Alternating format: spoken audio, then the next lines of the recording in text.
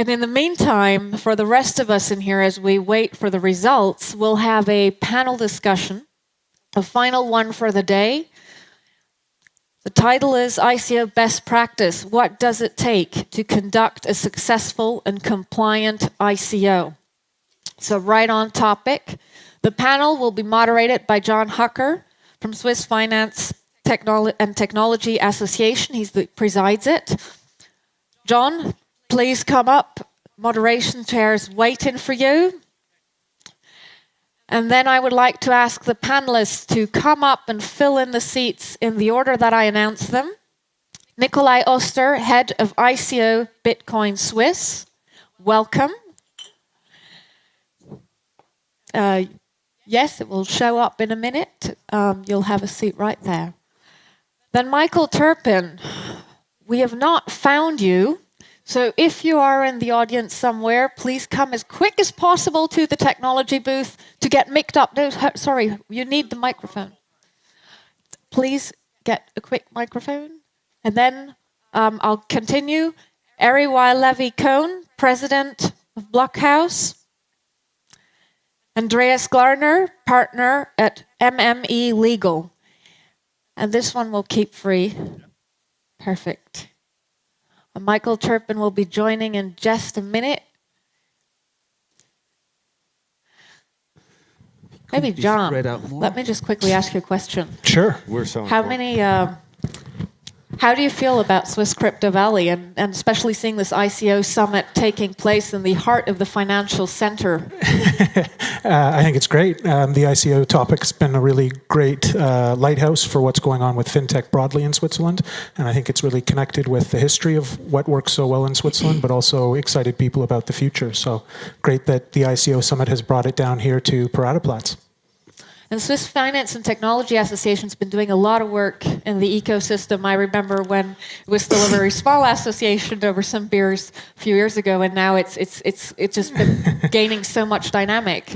Yeah, I think, again, the overall fintech and blockchain ecosystem in Switzerland is taking off with all the potential we thought that it had. So, yeah, more to come. It's a good spot to be in. We are complete.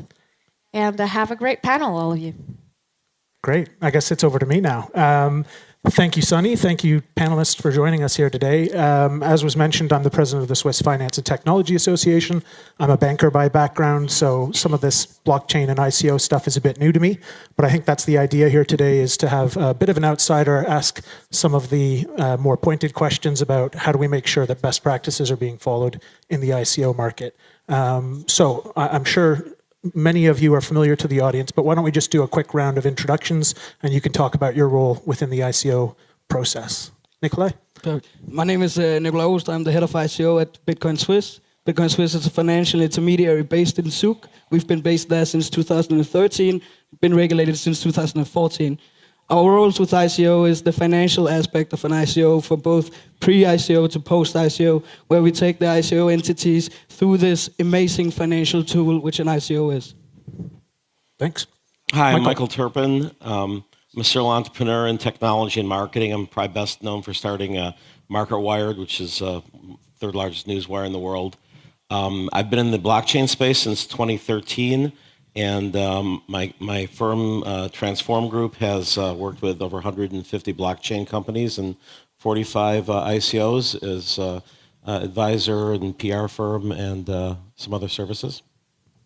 I also started BitAngels. Thanks, Michael. Ari? Hi, I'm here as CEO and founder of Blockhouse, which is a blockchain-based investment banking practice for the benefit of doing token generation events. Thanks, Ari. Andreas? Yeah, I'm a tech lawyer from background. I'm part of MME's crypto team. We're a full corporate law firm with a currently slightly strong focus on blockchain projects. We've been engaged in this field for the past 4 years. Currently have a team of 14 attorneys dedicated to blockchain issues. Great. Well, I want to start it off with getting right to the point. In the last couple of months, I've been amazed how many times people have come up to me and said, John, you should do an ICO.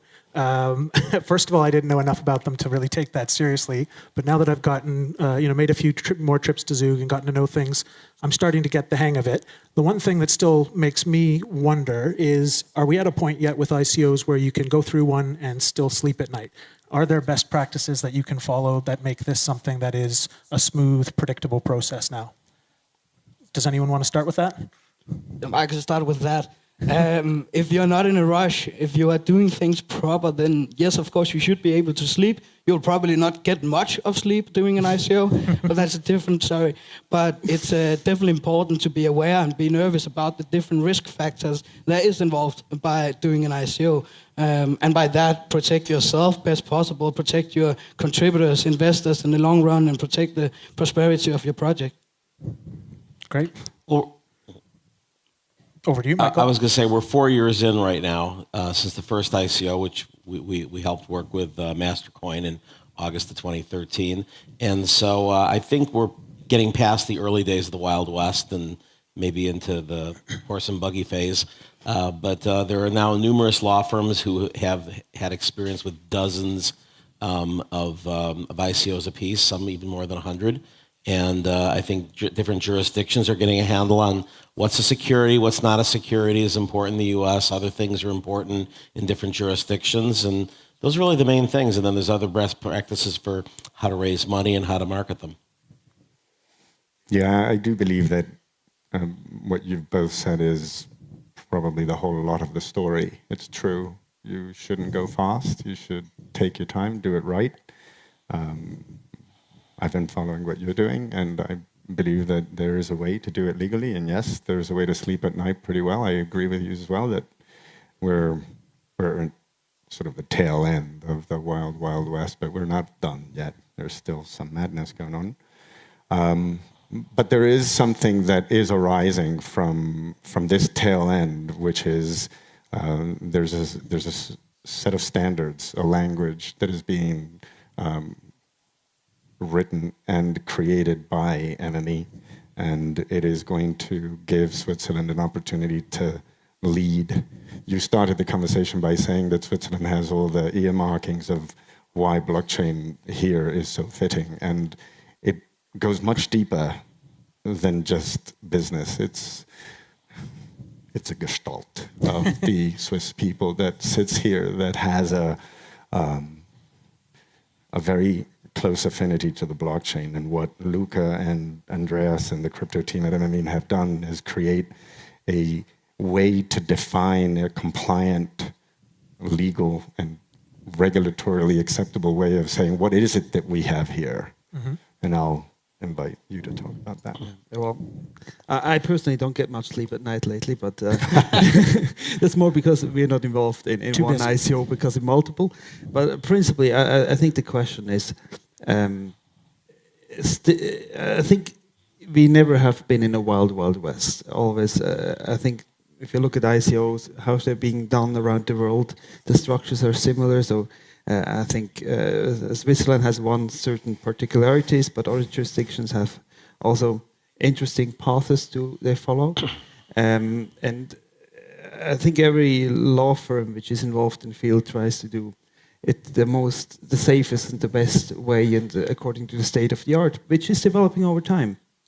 And having said that, I think yes, you should be able to sleep, but it's nothing for someone who has a very light sleep. As we've seen in China, regulators can jump in. Regulators can also change their minds. They can get new opinions. So I think we still, there's many open questions. And I very much agree with in Switzerland, it's never really been a Wild West. Cryptocurrencies in general and how we handle it also from the side of Bitcoin Swiss, we've since 2014 handled it as a monetary business. It's money we're transmitting, it's compliant, it's regulated, and that's why I think the best quality projects and the safest are being created here in Switzerland. So we have never really had this wild west attitude here. No, I fully agree, and I also agree on the point you mentioned earlier that it is about taking the time to do it properly. Mm-hmm. We face a lot of projects which are very interesting from the content side, but which are in a terrible rush. And obviously, there are always good reasons why your project must move on within 1 month after the first idea you had. But from a legal point of view, it makes sense to do it properly, to take things a bit slower, to allow a structure to really be put into place before you start collecting funds. I was going to save it till later in the discussion, but we've talked a number of times already about why Switzerland. Do you all agree that Switzerland's probably the best place to do an ICO in the world right now? Yes. Yes. Okay. No, but Go Switzerland. Help Schweiz. you have. We have to export what Switzerland has here to the world. I'm not Swiss, so I have to be Swiss about saying what the I'm not. I'm not Swiss. I'm not Swiss either, but I'm a resident. I moved, Yeah. and I'm living here. And if we don't do this, Yeah. Switzerland will lose it. It's theirs now. Yep. This is for Switzerland to lose. And we have an opportunity of delivering what you have here to 4 billion people, not just the first world, where it's nice to have. For the rest of the world, what you guys have here is the difference between participating in an economy and not. Right. Eating or not, feeding your kids or not. So for sure, Switzerland has to lead. And besides being absolutely wonderful. Sorry, that opened a can of worms. Quickly to Nikolai first. Yeah, but then besides having absolutely wonderful nature, you have a stability, legal-wise, regulatory stability. You have precedents. That is a very unique thing about Switzerland. Nothing changed 180 degrees overnight, and that is very important to remember. You pay a higher price, but you also pay the price for stability, and stability we like. Sorry. Yeah, I was going to say, you have Ethereum here, and so like that sort of sees the crown to start with, but you shouldn't be complacent because there are a lot of other folks who are chasing.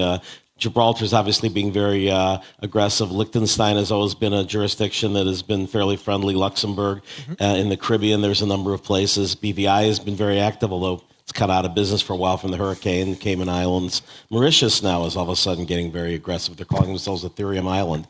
So I think the most important thing from a marketer and from an investor point of view and from an entrepreneur are all the pieces together. So it's great to have the points of law and the money transmission and things like that. It's great to have tax strategy. There's a lot of zero tax jurisdictions, but you also have to have the whole picture. You know, you obviously have a huge amount of providers here, which is a tremendous thing. You also have to make sure that the central banks don't step in like Isle of Man did at one point and say, wait, we don't want these people here. So got to be all together. So you're hitting on a few of the points I wanted to lead into. What does it take to maintain that leadership position and to really realize the potential for Switzerland? Unity, cooperation to compete. Co-opetition. We need to all cooperate and give ourselves an opportunity to give this ecosystem an opportunity to flourish here.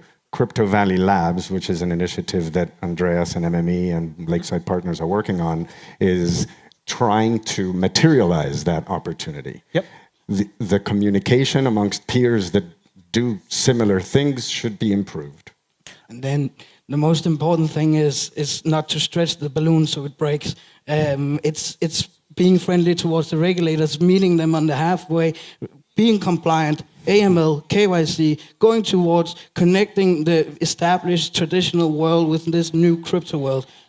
By that, the balloon will in the end be looser and looser and looser, and that gives more and more space. And I think that is very important for us in Switzerland to focus on, because dropping this amazing, revolutionizing financial tool, which an ICO is, about acquiring capital and utilizing a whole community, it would be a shame to push the regulators away, push the legislators away, and get it banned. It would be a tragedy, in my opinion. I think one of the main advantages Switzerland has, being a very small country, and traditionally having a very low hierarchy level between authorities and the community, is that there's a good contact between the regulator and the service providers, different law firms working in that field. There's a good contact, a constant communication, and blowing that up for no reason, that would be endangering Switzerland as a position. So this contact is very important. Yeah, it's amazing to compare how close you are to Bern, either in Geneva or Zug or wherever you may be doing an ICO. Compare that to Silicon Valley, length of the distance to Washington and the type of connection you're probably going to have in a place like the US with the regulator, and then ultimately the type of troublesome situations that's led to already with the US and blockchain. Yeah, the advantage of the Swiss regulator really being they probably have they have a very high know-how by now on blockchain technology, on ICOs and token functionalities. So they're really up to speed. And compared to other, at least within the European area, regulators, I think their knowledge is far beyond anything else. Obviously, there's some offshore jurisdictions like the traditional ones, which are definitely competing, which are very interesting for certain projects. But with regard to reputation, they face more difficulties. One thing that brings to mind is I came from the private banking industry and came to Switzerland after the financial crisis, when there was a lot of work to be done to rebuild some of the reputational damage around how banking secrecy was handled. Do you see there being any potential risk about mishandling of ICOs where something similar could happen? Is that a potential risk? There are risks in any business where there's exchange of value. And there are no differences in the risks that you're taking in buying an initial coin offering or a token generation in an event or a token sale than the one that you would take when you buy an IPO or a private placement or a hedge fund or a black box that Warren Buffett put together 40 years ago that ended up being a brilliant machine, but you didn't know. So there's some risks that you are taking.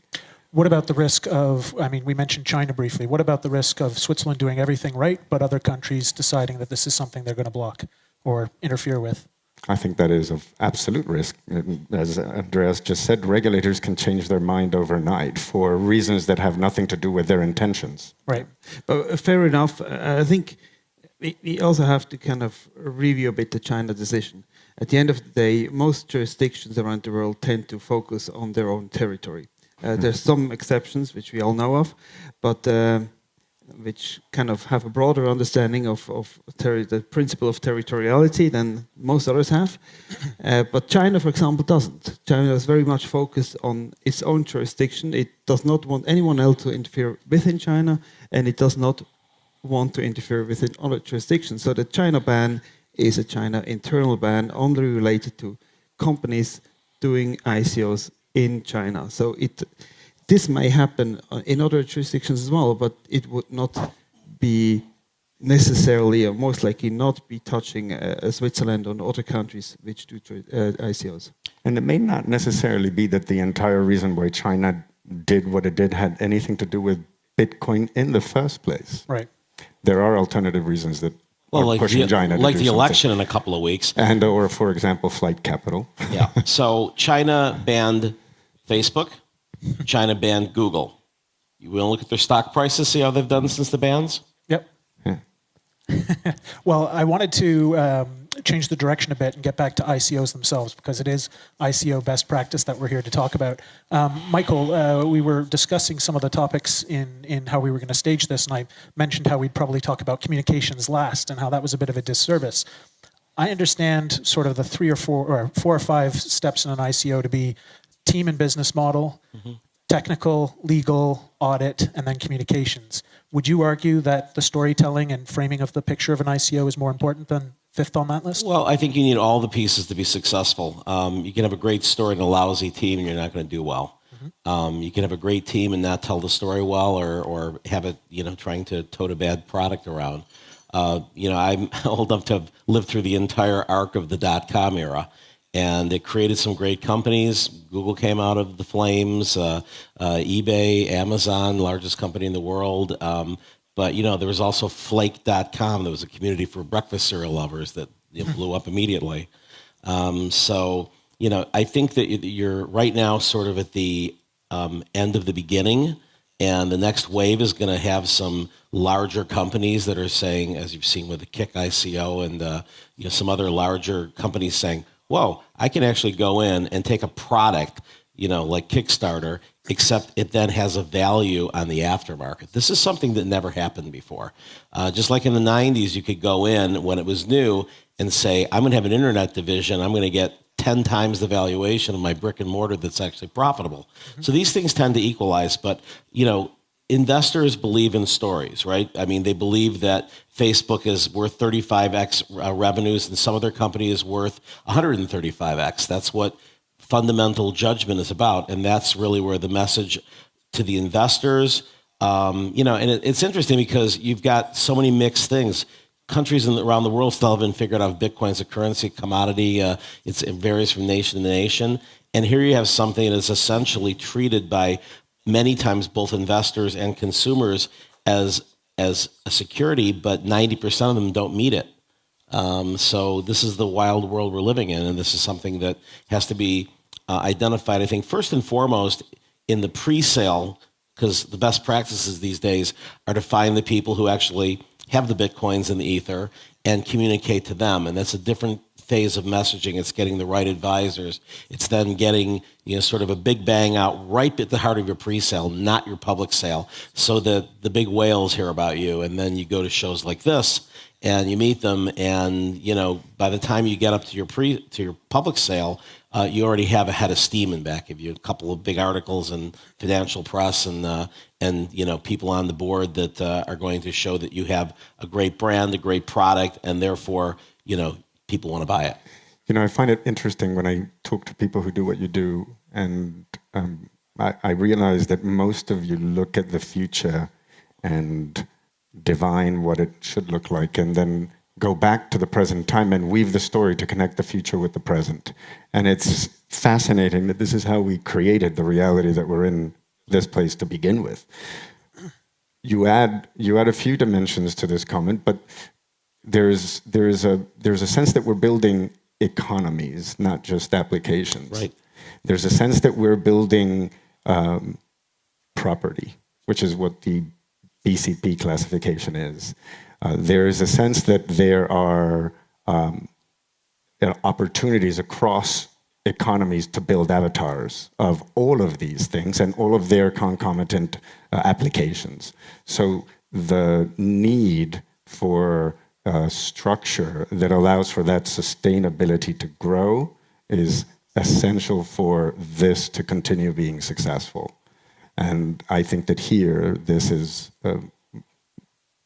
happening already with a certain sense of advantage over other jurisdictions. Yeah. To piggyback again. And governance is a big word because, ICO governance a year ago meant that you didn't run off with the money. Now it's like, what are you doing with the money? Are you actually going ahead of your benchmarks? But these benchmarks have never not been a part of doing business. Yep. It just isn't a part of doing business for the early group of Bitcoin pioneers who are paving the road to a different way of doing things altogether. Well, and let's be clear about, and then I'll shut up, about what we're talking about. ICOs are public blockchains, right? So there's no board of directors. Nobody can fire the CEO. And that's never happened before. You go out and you say to the VCs, sorry, I don't want to give a 40% for $5 million of the company. I'm going to go raise $50 million by selling a product and control 100% of my destiny. And that's never happened before. And I think that's going to actually prevent the crash to the same degree that happened in the dot-coms when investment bankers and VCs came in and said, we're going to sell this for cash in the bank. Can't do that with a public blockchain. This is the transitional tool from the centralized paradigm in its totalitarian iteration today to a decentralized balance between centralized and decentralized system. And these systems are the rails that will balance the equation between the two systems. Bravo. Nicolai, I'm familiar with Bitcoin Swiss from probably what it was years ago when it was quite a bit younger. In recent months, I've heard that you guys have grown, just huge and are doing tons and tons of business around ICO. Can you give us a bit of insight to what's going on? Yeah, we're doing quite a lot now, but we focus on the financial aspect and kind of the compliant aspect. What we do is we go in and advise on the ICO itself, this financial tool where we see ourselves as the experts, how to structure this both short-term but also long-term, because your fundraising is not just laying in the fundraising aspect of period, it's laying in your asset class which we're creating. This is going to be what is funding you for the remaining many years. We go in and help them with that. Then we facilitate contributions, both for allocating offerings, but also full ICOs, not just in a KYC compliant way, but also in an AML compliant way. And this is something I really emphasize the importance of, because I only know of one bank which is not asking for these things. The rest of the banks has two things on the top priority list. It's anti-money laundering, it's anti-terrorism. And for these projects and companies to succeed out in the future, it's the best to protect them. It's necessary to protect himself and be prepared for the regulations which come. And I think it's very, very important to do this and do it compliant. It might take longer, it might be a little more, but this is what we have to. This is how we keep this financial tool active in Switzerland. Then we help them store their asset class afterwards in a very, very safe way, because when you're doing an ICO, when you're raising massive amounts of funds, you're becoming a highly exposed person. Everybody knows you have million. And with crypto, as we know, it's pretty hard to get back once it's first stolen. So there we go in, we handle millions and millions and hundreds of millions on a monthly basis in crypto assets, and we apply our high security standards to help the ICOs. And then afterwards, which is the most important thing, because the ICO, a lot of the focus nowadays from many ICO entities, they're calling themselves an ICO. No, you are an entity, you're a project, you're a company or foundation. The ICO is a financial tool. That is not what you are. And if you're focusing on that, then you shouldn't do it. But then afterwards, we go in and we help them do wealth management. We go in and help them diversify their asset into different asset classes, lending out their assets, liquidating their assets into fiat, and help them being their financial partner also after they've raised these funds. Excellent. I wanted to jump to you, Andreas. This is going to be an interesting question. I remember meeting Luke Muller, your sort of lead on the blockchain topic, 2-3 years ago, and he was very passionate about solving a lot of these best practice questions, making sure that the legal questions around ICOs were being addressed for a long, long time now. I've only just recently started to hear of other law firms getting involved in ICOs and blockchain more broadly. How do you look at that? Is that a healthy thing to get more law firms involved? Is it a small market and going to be tough to keep everybody involved? And if they are going to get involved, what sort of best practices do you think law firms need to be aware about? Well, I mean, basically, of course, there are always two ways to look at things. The economic way, which you don't want competition, and then the best practice way. And we really looking for the best practice way. We welcome other law firms to do that. We also are in contact, we exchange ideas, because if Switzerland wants to be one of the leading jurisdictions for this form of funding, it can't be only one service provider in the legal sphere around there. It just doesn't work. It doesn't work because we can't handle all the cases. It doesn't work because we can't establish best practice all by ourselves. We need others who challenge us. We need to challenge others. We need the regulator to challenge us and vice versa. So this is the right way for Switzerland, definitely. I think the other question you asked before, maybe what is a successful ICO and how do you do that? From our perspective, obviously being advisors on legal, tax and compliance issues, we tend to look at it a bit different. For us, the question, what is success, is not measured in numbers. We have seen very successful ICOs on a financial level, which have been unstructured to a far extent, probably not compliant with many regulations around the world, but of course they have a lot of funding. So you can say it's successful. For us, the successful ICO is just a mean to fund a project. It's a project funding. So at the end, success is if the project is successful. So, we see a lot of startups. We have, they get a lot of funding, but on the execution side, they need a lot of support. So our task as a law firm and a tax consultancy firm is not only to help them get the funding successfully, but it goes far beyond that. It's a lot about governance structures. It's a lot about contractual support, getting the right contracts, not being exploited by service providers. So I think the success part comes after the ICO, not with the ICO. And the post-service to the ICO that you guys bring to the table, I mean, I'm still working with them even almost a year after one of the companies that we did a token sale for.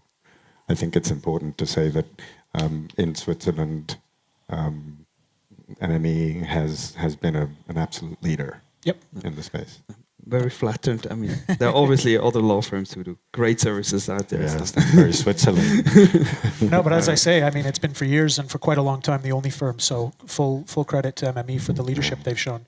Ari, I wanted to segue into Blockhouse. What was the inspiration to start Blockhouse? What do you see the value proposition really being in the context of the ICO process? So I think you've said most of it already. I think that there is an opportunity to do it right in a systematic way. Mm-hmm. So my background is in banking, so I just chose to adopt a banking model. So I go from origination to distribution to post-secondary market maintenance, you could call it. Mm-hmm. So we've created together with MME a process called the token generating event, because we don't necessarily like the term initial coin offering for many reasons. We could do a whole panel about why. Right, yeah. But we originate. We want to create an environment where people are welcome, so people can complete certain due diligence questionnaires that we would add value, and we would like to build a community in front. Mm-hmm. There are some people that should be sent to several places because they may not be entirely ready. Mm-hmm. And then there's a process of doing workshops, which include a lot of legal preparation. In my particular case, because of my economic background, I like to do an economic study of the economic models, the monetary policies, the economic incentives, and the alignment of the feedback loops and self-referencing systems that we create with these tokenized ecosystems. Many of the deals that we are curating have the potential of being disruptive as economies themselves. And so I believe that if you get the economic model right and you get the economic incentives correct and the monetary policy is right, you have a much higher chances of success than if you didn't.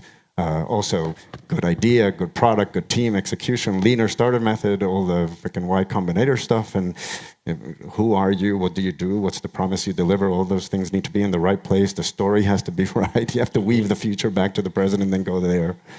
And then we have also, I'm a little disappointed that we didn't meet before we started Blockhouse because I would have saved a lot of programming. But we have a little bit of a TGE in a box. At the end of the day, we have a full KYC, AML, Spider, PEP, OFAC, all that, which we also do. I don't touch fiat, so I don't do the last mile deposit into fiat because I don't want to touch money.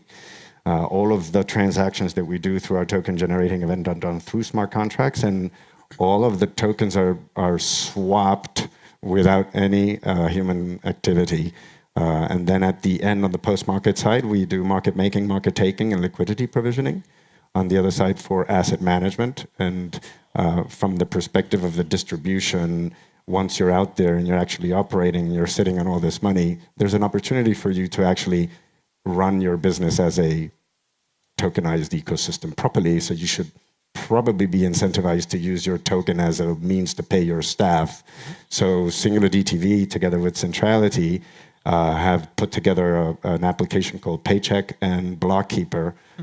Zach LeBeau, the CEO of Singular DTV, a co-founder company of mine, and I, together with MME, Andreas Thomas, and Centrality, have created an application to allow people to pay themselves in Ether and be fully compliant with Sage 55 and FINMA, in addition to a Blockkeeper scraping tool that will allow you to monitor all the activities of all of the wallets of all of your people. So this is probably a way to further enhance all of that which you've already done. You've set a tremendous roadmap here, and this is just another mousetrap. A better mousetrap. A different mousetrap. It's not better. Okay. I have to say it's not better because we are a startup. So I don't have the benefit of 3 years of track record as Blockhouse. It's better for the people who got paid in Ethereum when it was $7. Yeah, well, that happened to Singular DTV at $13.50. Yeah. There you go.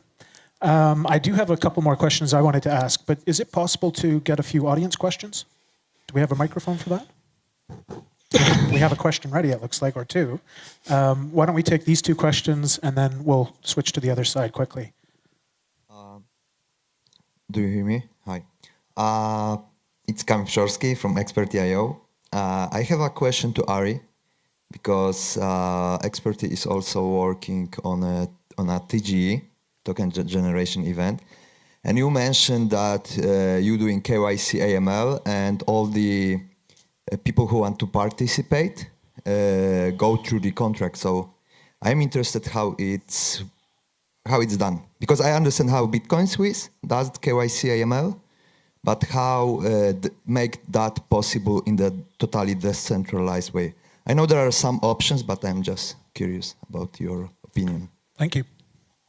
So we've developed an application that takes the sales process from the point of the token being generated to the point where the buyer submits their token into a smart contract system and swap for the token that they're buying. So the distribution network makes available to the purchasers of the token the mechanism by which they swap. And so the actual buyer is buying the token at the moment of the sale. And this is done through a KYC AML process that precedes the purchase. And we have multiple ways in which we can do it. There's a way of issuing a QR code that allows the buyer to then redeem the tokens when issued. There's a way to do it on the spot. There's a way to do it in a combination of ways. If we do a pre-sale, we do a pre-sale with an actual token, not with a voucher or with a SAFT. It's an actual instrument itself, so the sale is final. Happy to discuss it. We're using a matrix of 36 financial standardized contracts to issue these tokens because the work of our monetary economist, Willy Brammertz, and the work of Actus have distilled the global work of capital markets into a matrix of 36 financial contracts. And we're using those to actually build the instruments that could provide a more creative way of solving some of the problems that we have. How do you perform the origin of the funds on Ether and on these crypto assets which is being sent in? All of the KYC and AML at this point is done both manually and automatically through either technology or actually somebody validating the process internally. We have another question. Yep.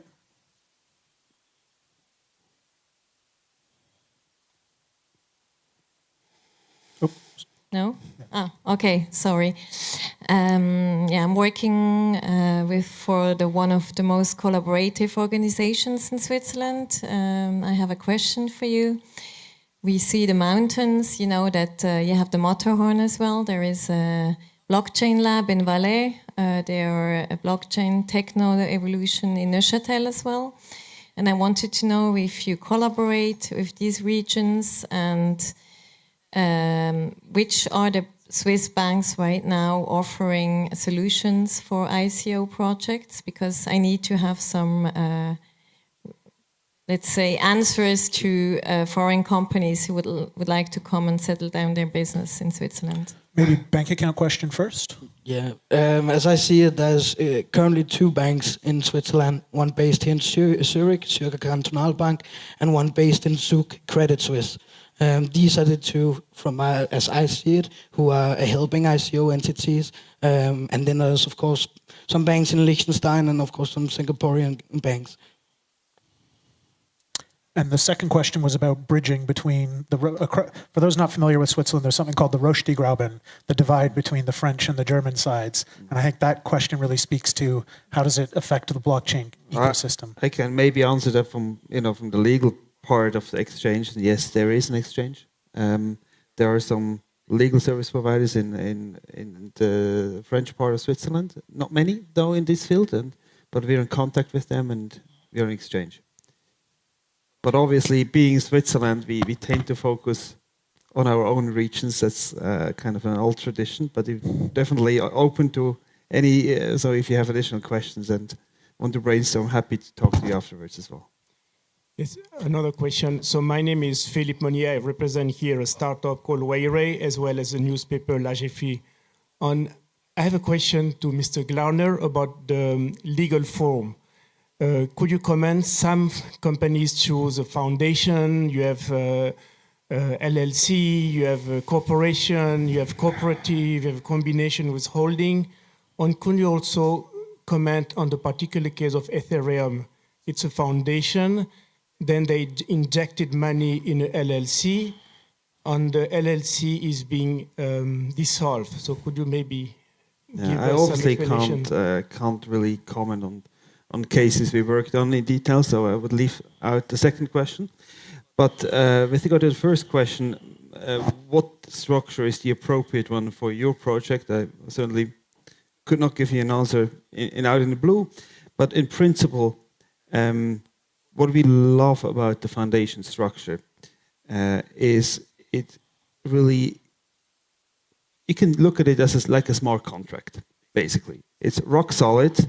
It has one input function. It has an algorithm inside, which is the purpose of the foundation, which defines for which purposes and which means the funds of the foundation can be used, and that's it. So the funds which flow into a foundation, they're secure, and so it's a very trustable organization. Nobody can run away with the money or misappropriate the money or use the funds for any other mean than for the project without risking to be involved in a criminal investigation. And the foundation is being supervised by a supervisory authority. That's a federal authority which does regular audits. So this rock solid nature of this foundation really serves well for projects that intend to maintain, we always say, infrastructure level. Some new protocol, for example, or some application protocol, which shall be maintained and live for a very long time and not be controlled by a single entity which can change its mind and suddenly say, well, no, we stop that. So for projects like Ethereum protocol, Tezos, or you name it, all the base layers, the base infrastructure of our digital economy, we believe that is the right structure. The disadvantage of that obviously being it's not too flexible, it's not meant for commercial purposes, so that's where the limits are. Thank you. Probably, yeah, Eric? We can probably take one more after this, if anybody has something burning. Thank you. Awesome panel, by the way. Really enjoying this.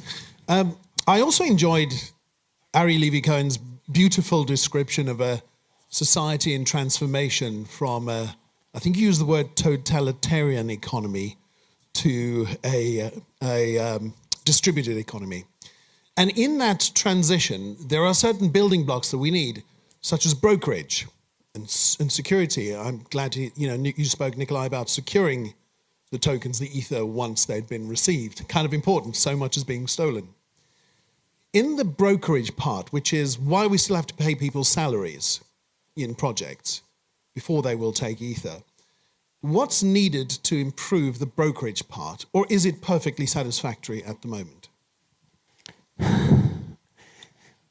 Well, I believe we have an opportunity to build an avatar that is better than the current one that's operating. From a financial point of view, at the fundamental level, all that which arises from the business of finance is going to change. Fundamentally from the bottom up, because we have an opportunity to build at the meta layer, we have an opportunity to build regulatory, legal, tax, and compliant basic building blocks that allow for anything that plugs into that to be inherently compliant ab initio. And so then the burden of compliance and tax gets left to a more creative design of economies, which is a more beautiful practice of law, other than just the law that the regulators lean on to modulate society. It could evolve. So with finance, having an opportunity to create this potential continuous real-time auditing substrate on top of which regulatory, legal, tax, and compliance can be overlaid, and then eventually at some point we'll have identity and cryptographic security. Anything that goes in there, everybody can go back to playing instead of being afraid of the regulator. And we're already getting there with identity with the Civic and the XID tokens. Correct. So I think that to your point, you have to go back to the beginning, because the opportunity is to transition into a balanced system where centralized servers will do what they do best, which is protect, delay, prevent, slow down, and ensure that there's maximum control and tightness. But the Internet of Things and the transactional layer that belongs out there cannot be run in centralized systems. They have to live in a decentralized world, and that's where we can add an extra layer of rigor to that universe, which today exists in a Tower of Babel, because the entire derivative markets it's a different language. You can't understand anything that has been produced because the standards for producing all of the instruments have been not there. The languages are different, so you can't communicate, so you can't analyze, so you can't really grow and scale exponentially. You arrive at these boom and bust cycles. And decentralization is only one of the key features of public blockchains. I mean, for example, identity. You have a token that has identity. You can stop filling out all these forms. You have your token. You insert it everywhere. I mean, I can't say how many times I have to repeatedly show the passport and do this and prove that I'm an accredited investor. You have a token. It's on an immutable blockchain. And you're done, and that's going to be permeating many other parts of regulation and society. Yeah, it'll transcend banking. It's efficient. It's efficient, and it'll allow us in banking to go back to doing banking. We're running low on time, so I can't take one more question, unfortunately, but we'll be here for a moment afterwards. I wanted to try and end with a little bit of a spicy question. You don't have to name names or give specific examples, but if each of you could maybe give one example of something that you've seen in the last year around ICOs that you would recommend avoiding. Is there anything that comes to mind? Any best practices of what not to do? The DAO. Okay, yep. Well, I have various examples popping in my mind, but certainly don't copy another project and don't copy everything which was on the web page. Mm-hmm. This was probably the most hilarious I have seen. Plagiarism is bad. Okay. Yeah. Ari? It's very hard for me to boil it down to one, to be honest with you. Okay. Michael, anything from, say, social media or communications that's a big red flag or something people should avoid? I guess astroturfing, but for the most part, I think that social media has a tendency to react to fraud, right? And sometimes overreact to perceived fraud. I mean, we represented an ICO that was completely, utterly legitimate, and they raised, $5.5 million back when Ethereum was worth a lot less. They had it was a great success story, match pool. And when they got funded, they brought in a new CTO. And the co-founding CTO got really angry about that, and he wrote a thing saying, in fact, actually, you guys were involved in this. I know. And he said, I'm out. The CEO probably did an exit scam because I called Bitcoin Swiss and they didn't approve it was a 2 of 3, and 2 of the 3 did.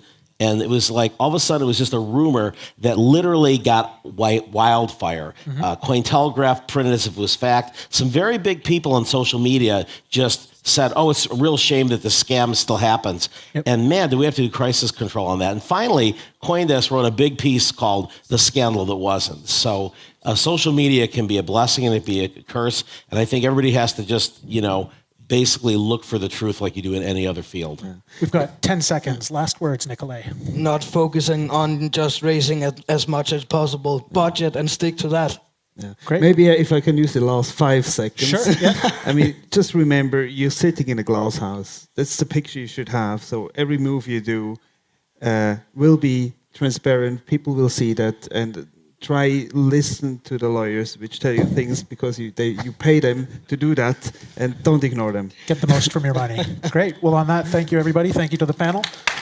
Enjoy the apero.